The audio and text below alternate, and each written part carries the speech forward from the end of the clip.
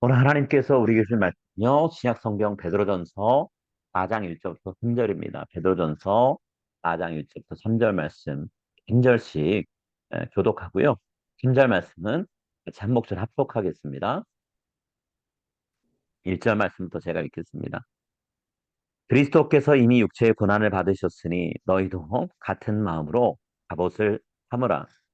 이는 육체의 고난을 받은 자는 죄를 그쳤음이니 그 후로는 다시 그러는 사람의 다시 정욕을 사람의 정욕을 따르지 따르지 않고 하나님의 하나님의 뜻을 따라 뜻을 따라 육체의 남은 제 때를 남은 살게 때를 하려 살게 함이라. 하려 함이라. 함께 3절 읽겠습니다. 너희 너희가 난과 음란과 정욕과 술 취함과 취함과 방탕과 방탕함과 향락과 향락, 무법한 무법한 우상식 우상 숭배를 하여 하여 이방인의 이방인의 뜻을 뜻을 따라 따라 행한 행한 것은 것은 지나간 지나간 때로다. 때로 향한 대로 족하. 독하도다. 아멘. 아멘. 오늘은 육체 남은 날을 사는 법이라는 제목으로 우리가 같이 말씀을 나눴으면 합니다. 여러분, 우리가 신앙생활 하는데 신앙생활하는 게 꼭 구름 위를 떠다니는 것처럼 행복하고 늘 기쁘면 얼마나 좋을까요?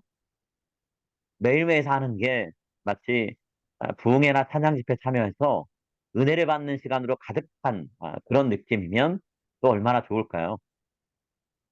적어도 그런 느낌과 그런 마음이 있는 순간만큼은 우리가 이 세상의 모든 시름, 걱정을 다 잊을 수 있겠죠. 그러니까 더 바랄 게 없는 시간이다라고 우리가 생각할 수 있을 것 같아요. 예수님의 제자 중에 특별히 관심받았던 세 사람 있죠. 베드로와 요한과 야고보 이 세 사람도요. 제가 방금 말씀드린 그런 마음을 품었던 적이 있어요. 정말 이보다 더 좋을 수는 없다라고 생각되는 그런 순간이 있었다라는 거죠. 그때가 언제였냐면 베드로와 야고보와 요한이 예수님과 함께 산 위에 올라가서 정말 오래전에 죽었던 엘리야와 모세를 만난 때였어요. 그날 예수님은 그전에 볼 수 없는 너무나 멋진 모습으로 변화되셨었죠. 예수님의 옷에서 빛이 나는데 사람의 손으로 아무리 희게 해도 더 희게 만들 수 없을 만큼 밝은 모습이었다라고 얘기하죠. 자, 예수님이 엘리야와 모세와 함께 한참 동안 대화를 나누시는 모습을 바라보고 베드로가 예수님께 제안을 한 가지 했었어요. 자, 뭐라고 제안했었냐면, 자, 변화산에서 너무나 황홀한 체험하고 나서 베드로가 했던 제안이에요. 자, 쉬운 성경으로 마가복음 9장 5절 말씀 제가 읽을게요. 선생님, 우리가 여기 있는 것이 좋겠습니다. 우리가 천막셋을 세우겠습니다. 하나는 선생님을 위해서, 하나는 모세를 위해서, 그리고 또 하나는 엘리야를 위해서입니다. 우리 여기다가 집 하나 짓고 여기서 살면 안 될까요? 이렇게 얘기하는 거예요. 베드로가 이 말 왜 할까요? 이 황홀한 순간을 베드로는 오랫동안 누리고 싶은 거예요. 산 밑으로 내려가면 안 된다는 거죠. 산 위에 올라와서 계속 있으면 좋겠다는 거예요. 전혀 생각지도 못하고 산 위에 올라왔더니 놀라운 광경이 눈앞에 펼쳐진 거잖아요. 이스라엘 백성이 수천 년 동안 추앙했던 엘리야, 모세를 자기 눈으로 직접 보게 됐잖아요. 또 예수님께서 이 두 사람과 대등한 위치에서 대화를 나누시는 걸 보니까 베드로가 내가 이런 분 제자다 하는 생각이 드니까 자기도 모르게 어깨에 힘이 들어가고 목도 뻣뻣해졌을 수도 있어요. 그래서 베드로가 이런 시간은 좀 오래 우리가 유지하도록 합시다 하는 마음으로 소막셋을 짓고 여기 계십시오라고 얘기한 거예요. 자, 이렇게 베드로가 바라는 바를 예수님께 말씀드렸는데요. 베드로의 이 바람이 이루어졌나요? 아니죠. 하늘에서 하나님의 목소리가 들렸어요. 예수님은 하나님이 사랑하시는 아들이다 말씀하시면서 예수님께서 하시는 말씀대로 따르라 이렇게 말씀하셨어요. 그 목소리 듣고 났더니 어떤 일이 벌어졌나요? 예수님과 대화 나누던 엘리야와 모세가 순식간에 사라지고 없었죠. 또 베드로는 토막셋을 짓자고 했는데 토막을 짓기는커녕 예수님 모시고 다른 두 명의 제자와 함께 결국 산 아래로 내려와야 됐어요. 그러는 사이에 예수님의 모습도 더 이상 빛은 안 나고 평소에 보이던 평범한 모습. 오랜 여행을 다니면서 이리저리 때묻고 더러워진 옷 입은 그 모습 그대로 변해버린 거죠. 산 위에서 경험했던 황홀한 일들은 다 사라졌고요. 다시 산 아래에서 피곤하고 고생스럽게 일상생활을 살아가는 그런 시간이 이제 이후로 펼쳐지는 거예요. 자, 마가복음 9장 8절부터 9절에 이 황홀한 체험은 다 사라지고 또다시 일상생활을 살아가야 되는 그런 상황에 대해서 이야기하고 있어요. 어, 마가복음 9장 8절부터 9절 말씀이에요. 그 즉시 제자들이 주위를 둘러보았습니다. 그러나 예수님 외에는 아무도 볼 수 없었습니다. 예수님께서 제자들과 함께 산 아래로 내려오시면서 인자가 죽은 자 가운데서 다시 살아나기 전까지는 그들이 본 것을 아무에게도 말하지 말라고 명령하셨습니다. 자, 이런 경험을 한때는 황홀하고 다른 때는 결국에는 평소와 별다를 거 없는 그런 일을 경험한 이 베드로가요. 그와 사이 흩어져서 살아가는 성도들 향해서 오늘 본문 말씀 우리가 읽은 1절 3절 말씀에서 이야기하는 거예요. 그때나 지금이나 성도들의 마음 가운데는 하나님과의 직접적인 만남을 갖고 싶은 이 사모하는 마음이 있잖아요. 신앙생활하는 우리 성도들의 마음 가운데 고된 구원의 여정을 빨리 마치고 하나님 나라에 들어가서 하루라도 빨리 복된 삶을 살고 싶다라고 하는 어떤 기대, 소망이 있잖아요.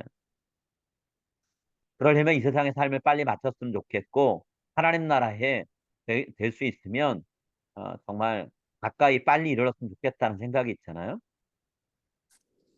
근데 우리가 살면서 깨닫게 되는 게 있죠. 삶과 죽음의 문제가 우리 손에 달려있지 않다라는 거 알잖아요. 우리가 이 세상을 떠나고 싶다고 해서 우리 마음대로 떠나지는 게 아니잖아요. 여전히 우리는 지금 살고 있는 이 세상에 남아서 계속 어, 살아가잖아요. 우리가 하나님 나라 갈 때까지 이 세상에서 살아가야 되는 날들이 있다라는 거예요. 그 날들을 우리가 어떻게 살 거냐? 여기에 대해서 오늘 베드로가 얘기해 주는 거예요.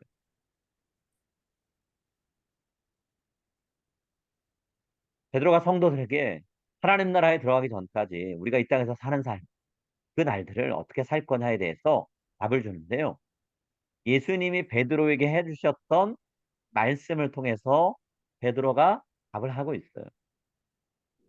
여러분 예수님이 자기 자신을 인자라고 말씀하시죠. 그러면서 나는 곧 죽어야 될 것이고 죽음 이후에 다시 살아나야 된다라고 말씀하셨어요. 베드로는 초막 짓자 그랬더니 초막 짓는 거에 대한 얘기는 안 하시고 다른 얘기 하셨단 말이에요. 예수님 자신이 십자가에 돌아갈 거다. 처절한 죽음을 맞이할 거다라고 얘기하세요. 그리고 나면 예수님이 다시 살아나는 부활이 그 다음에 있을 거다라고 말씀하시죠. 부활이 있다라는 표현 속에는 예수님이 변화산에서 보여주셨던 그런 영광스러운 모습으로 예수님의 모습이 변할 거다라는 그런 내용이 담겨 있는 거예요. 근데 그 전에 있어야 되는 일이 있다 그랬죠. 십자가에 죽는다 그랬어요. 좀 더 구체적으로 얘기하면 여기저기 매맞고 채찍에 살점 찢겨 나가고 온몸이 피투성이가 되는 그런 시간이 있을 거라는 거죠. 그 일을 겪지 않으면 부활은 생각할 수 없는 일이다라고 예수님 말씀하셨어요. 물론 이 예수님의 죽음을 베드로가 겪을 일은 아니죠. 그러니까 남일처럼 여기면서 그러신가요? 하고 대답할 수도 있어요. 그런데 베드로는 그렇게 그냥 예수님이 십자가의 죽음에 이르는 거 그냥 내버려 두지 못하죠. 그래서 예수님 나 이제 곧 죽을 거다라는 말씀하셨을 때 적극적으로 항변했어요. 마태복음 16장 22절에서 베드로가 뭐라 얘기하나요? 자, 예수님이 십자가 죽음을 가로막으면서 베드로가 한 얘기가 있죠. 베드로가 예수를 붙들고 항변하여 이르되 주여 그리 마옵소서 이 일이 결코 주께 미치지 아니하리이다. 예수는 그러시면 안 됩니다. 십자가에 처절하게 죽는 거 그런 거 하려고 하시면 안 됩니다. 그런 일이 있어서는 안 됩니다. 이렇게 얘기했죠. 이렇게 예수님을 가로막는 베드로 향해서 예수님 호되게 꾸짖으셨어요. 네, 그러면서 만약이라도 예수님 따르고자 하는 사람이 누구든 있다면 그 사람은 다 예수님처럼 자기 십자가 짊어져야 되고 그 십자가 짊어지고 가는 고통스러운 시간, 고난의 시간 꼭 거쳐야 된다 이렇게 말씀하셨어요. 이 말 듣고 베드로가 예수님의 말씀의 의미가 뭔지 이해하거나 뭐 받아들이지 못했죠. 한동안 그랬어요.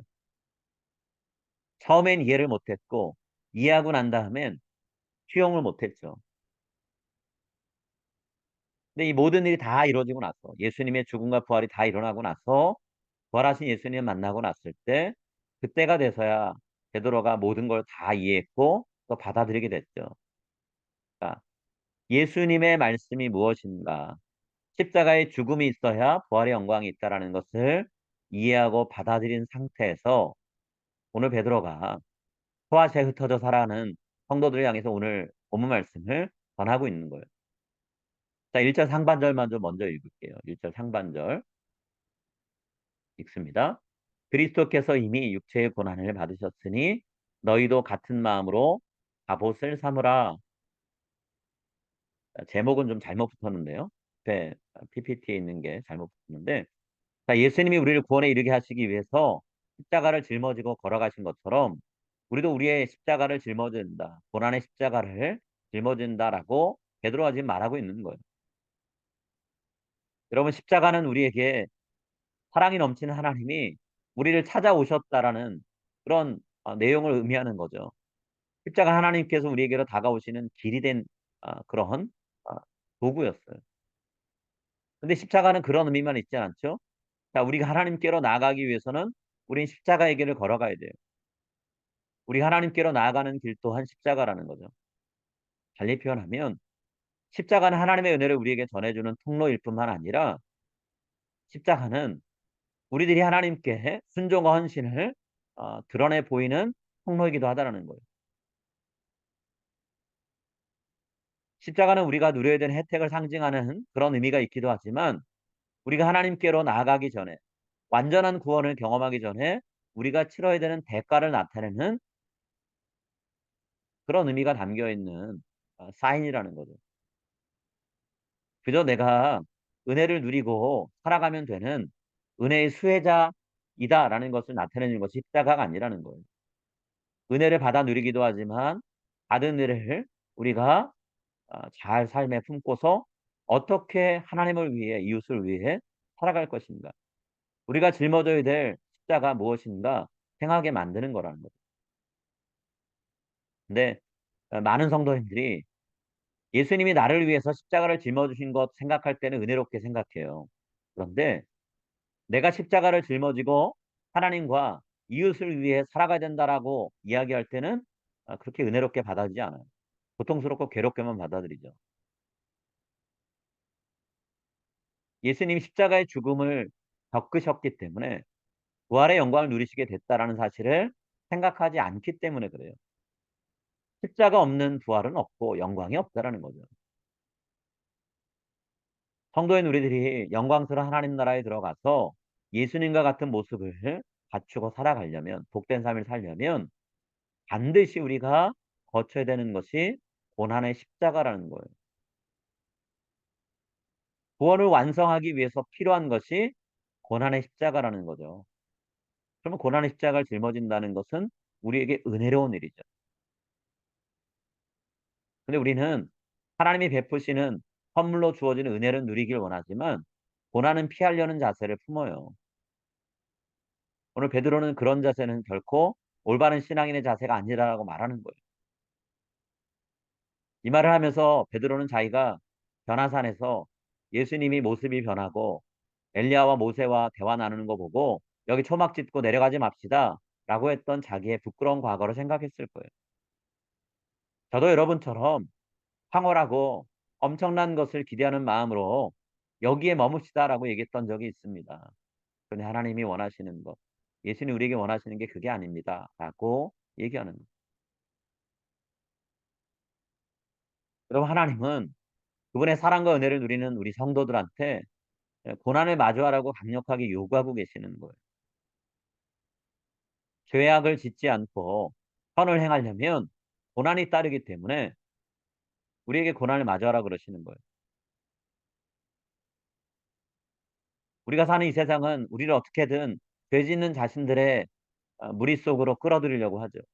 그런 세상에서 우리가 살아가려면 몸부림치고 싸우지 않으면 안 된다는 거예요. 여러분 싸우면 다치고 아프죠. 고통스러워요. 베드로는 고난받으신 예수님, 선을 이루기 위해서, 죄인을 구원하기 위해서 자신의 몸을 내어 던진 그 십자가의 고통을 겪어내신 그 예수님 같은 마음을 우리가 품고 살아가야 된다라고 얘기했어요. 너희도 같은 마음으로 갑옷을 입으라 했잖아요. 그럼 갑옷을 삼으라, 갑옷을 입으라. 이게 무슨 뜻일까요? 군인들처럼 싸울 거 예상하고 무장하라는 거예요. 죄악으로 가득한 세상에서 선한 삶을 살려면 사탄 마귀와 그리고 사탄 마귀에게 마음을 빼앗겨 버린 사람들과 우리가 피할 수 없는 싸움을 할 수밖에 없다라는 거죠. 악한 것이 유익하다면 악한 것을 유지하려는 사람들 앞에서 그것이 선하지 않기에 하나님의 뜻에 어긋나기에 그렇게 하면 안 된다라고 항변하고 동조하지 않은 우리를 보면서 가만 내버려 두겠어요? 너희도 우리처럼 살든지 아니면 우리 발밑에 무릎 꿇든지 둘 중에 하나 해라 라고 할 거라는 거예요. 우리가 군인들처럼 싸울 것을 예사하고 무장하고 선한 삶을 향해 예수님 본받는 삶을 살아가야 된다는 거죠. 여러분 선한 일을 하는 것도 예수님 본받는 것이고요. 선한 일을 하다가 고난당하는 것도 예수님 닮는 일이라는 거예요. 자, 1절 하반절부터 2절 말씀. 우리 한번 같이 읽겠습니다. 이는 육체의 고난을 받은 자는 죄를 그쳤음이니 그 후로는 다시 사람의 정욕을 따르지 않고 하나님의 뜻을 따라 육체의 남은 때를 살게 하려 함이라. 여러분 베드로의 편지를 받고 있는 성도들은 그들이 살아가는 세상이 인간적인 욕심과 본능에 따라 움직이는 세상이라는 거 잘 알고 있었어요. 그런 세상 속에서 살아가는 성도들이 세상의 문화를 아무 생각 없이 따르는 거 이상하지 않을 수 있어요. 주변이 다 그런데 뭐 나도 그래도 되지라고 할 수 있다라는 거예요. 근데 성도들인 우리에게 주어진 숙제가 있죠. 사명이 있어요. 죽음에 이를 때까지 성도인 우리는 하나님의 뜻을 따라 살아가야 되죠. 하나님의 뜻은 죄와는 싸우고 의와는 친구가 되는 거잖아요.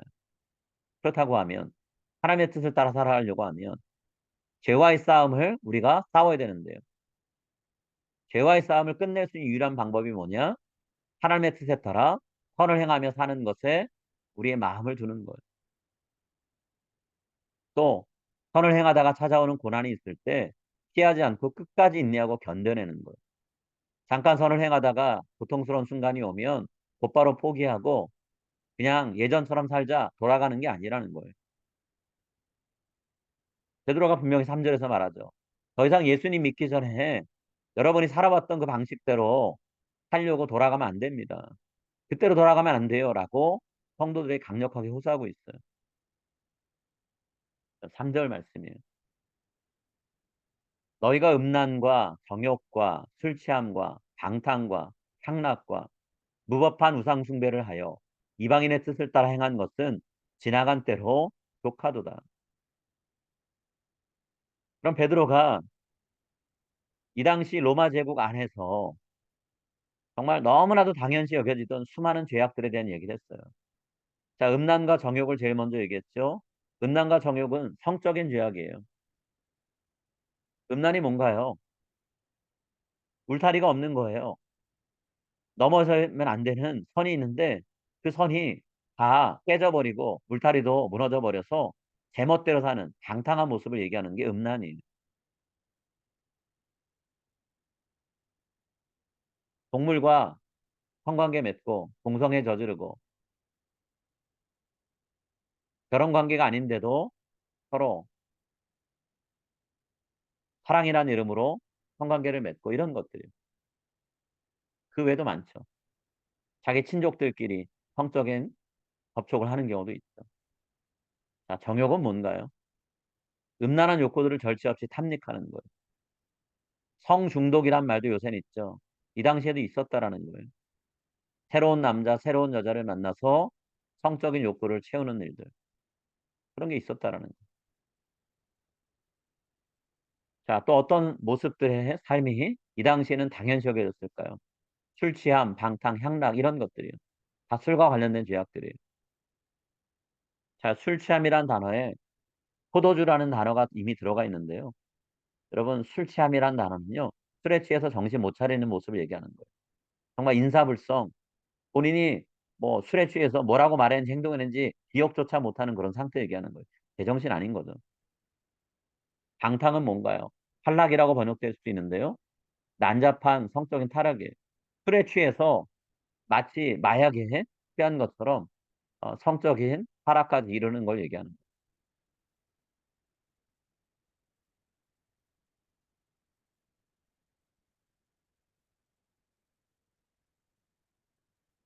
또 향락 그다음에 나오는 거 우상 숭배도 있죠. 우상 숭배는 뭔가요? 하나님 이외에 다른 신을 섬기는데 하나님 보실 때는 혐오스럽고 불경스러운 거예요. 육체적으로도 간음하고 우상 숭배를 통해 영적으로도 간음하고 자, 이런 일들이 로마 제국 안에 소아시아에 당연시 여겨지는 삶의 모습이었어요. 근데 베드로는 뭐라고 얘기하나요? 예수님 알기 전엔 여러분들이 이런 삶에 빠져 있었는지 모르겠지만 거기 빠져서 낭비한 시간이 얼마나 많습니까? 이제 그만해도 그 정도면 충분합니다. 라고 얘기하는 거예요. 하나님 보시기 아름답지 않은 일들. 다른 사람에게도 결코 덕이 되지 않는 그런 일들. 그거 하는데 무엇 때문에 시간과 에너지 허비하려고 하냐라고 묻고 있는 거예요. 그동안 이렇게 살아왔으면 그거로 충분한 거 아닙니까? 라고 얘기하는 거죠. 여러분, 우리는 예수님의 십자가의 죽음 때문에 모든 죄로부터 자유를 얻었다고 얘기하잖아요. 이전에 우리가 지었던 죄에 대해서 그 어떤 대가도 지불하지 않아도 된다라고 하는 사죄 선언을 받았단 말이에요. 예수님 죄가 없으신데도 십자가 위에서 우리를 위해서 자기 생명을 우리가 치러야 되는 죄값으로 지불해 주셨잖아요. 그래서 우리가 자유를 얻게 된 거잖아요. 예수님 우리를 죄로부터 자유롭게 하실 때 그렇게 하신 이유가 있죠. 우리가 하나님 믿기 전에 살았던 죄악된 모습을 버리고 하나님의 뜻을 따라 살게 하려고 그러시는 거예요. 달리 표현하면 예수님이 우리 허락하신 자유는요. 죄로부터의 자유일 뿐만 아니라 선을 위한 자유라는 거예요. 죄로부터 자유로워지면 끝이 아니고요. 다시 죄로 돌아가지 않기 위해서 죄나 악이 아닌 선을 위한 삶을 살아야 된다는 거죠. 우리가 선한 것을 위해서 살아갈 때 우리의 자유를 위협하는 고난은 찾아오게 돼 있다는 거예요. 우리의 선이 누군가에게는 해를 입히는 악처럼 여겨지거든요. 다른 사람 것을 빼앗는 사람들이 빼앗지 못하게 우리가 막아선다면 그들은 자신들의 삶을 방해하는 방해꾼으로밖에 우리를 여기지 않겠죠. 그럼 우리에게 그대로 우리가 하는 일 하도록 내버리지 않겠죠. 못하게 막겠죠. 우리를 짓누르겠죠.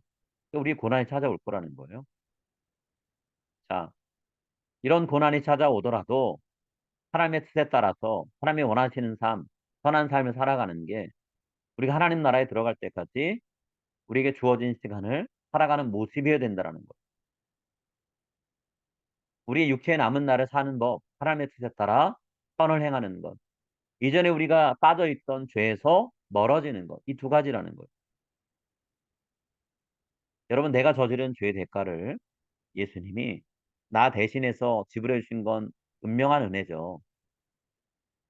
근데 그 은혜 때문에 우리가 더 이상 죄에 매여서 살지 않게 됐어요. 근데 은혜로 우리에게 주어진 자유가 있는데 이 자유를 또다시 우리가 죄 짓고 악한 일 하는데 사용한다고 하면 우린 예수님을 통해 하나님이 우리를 구원해 주신 목적을 잊고 사는 거죠. 하나님 베푸신 은혜는 이전과 똑같이 악하게 살라고 베풀어진 게 아니잖아요. 이전과는 다르게 선을 위해 살라고 주어진 선물이잖아요. 더 쉽게 얘기하면 은혜는 나를 위해 살라고 주어진 것이 아니라 하나님을 위해 살라고 주어진 선물이라는 거. 오늘 이 자리에 모여 있는 우리들 한 사람 한 사람. 여러분, 저 여러분에게 앞으로 하나님 얼굴 뵙기 전까지 남은 날이 얼마인지는 아무도 몰라요. 언제 우리를 불러가실지 아무도 몰라요. 근데 우리에게 얼마가 남았든 몇 시간이든 몇 분이든 혹은 며칠이든 몇 년이든 그 남은 날 동안 우리가 은혜로 선물 받은 이 자유를 하나님의 뜻을 따라서 선한 삶을 사는데 사용해야 되지 않겠어요? 예수를 믿으나 안 믿으나 사는 건 이전과 똑같다? 문제가 있는 거죠. 예전에 살던 방식을 버리질 못하고 양다리 걸치면서 교회에서는 교회 방식대로 산다 하고 집으로 돌아가고 직장으로 가고 학교로 가면 거기 사람들이 사는 모습 따라가면 된다. 그게 세상살이를 좀 아는 사람이다. 이렇게 얘기한다면 오늘 베드로가 우리에게 주고 있는 권면은 우리에게 하나도 적용이 안 되는 거죠. 오늘 베드로를 통해 하나님이 주시는 말씀 우리가 가슴에 새겼으면 좋겠는데요. 하나님을 뵐 날이 언제인지 알지 못하지만 그 앞에 섰을 때 우리가 베드로가 이야기한 것처럼 아직도 예전의 생활 습관을 버리지 못했습니까? 아직도 예수 믿기 전과 다를 바 없는 삶을 살고 있습니까? 라고 하는 질문을 우리가 받지 않게 하나님의 뜻을 따라서 우리의 삶을 읽어갔으면 좋겠어요. 분명히 예수님을 믿기 전과 후가 달라지는 것을 알죠. 은혜의 맛을 아는 것만큼 은혜를 받은 사람으로서 마땅히 살아야 되는 모습이 있다라는 것. 선물이 주어졌다면 책임도 주어졌다는 걸 생각하면서 하나님, 제가 예수님을 알기 전 혹은 은혜를 체험하기 전의 모습 그대로 살기 원치 않습니다. 그저 은혜만 외치고 은혜 받은 사람에게 요구되는 삶의 모습은 내팽개치는 그런 삶을 살지 않기를 원합니다. 예수님처럼 살길 원합니다. 예수님처럼 영향력을 끼치길 원합니다. 사람을 변화시키는 삶을 살길 원합니다. 하나님이 쓰시는 도구 되길 원합니다. 우리가 그런 기도를 하면서 우리에게 남겨진 날, 하나님 나라에 들어가기 전까지의 삶을 함께 살았으면 합니다. 고통이 찾아온다 그랬는데요. 조금만 힘들어지면 포기하고 물러나는 그런 삶이 아니라 용기 있게 고통을 감수하면서 앞으로 한 걸음 하나님 말씀대로 살아가는 여러분 될 수 있기를 간절히 바라고 소망합니다.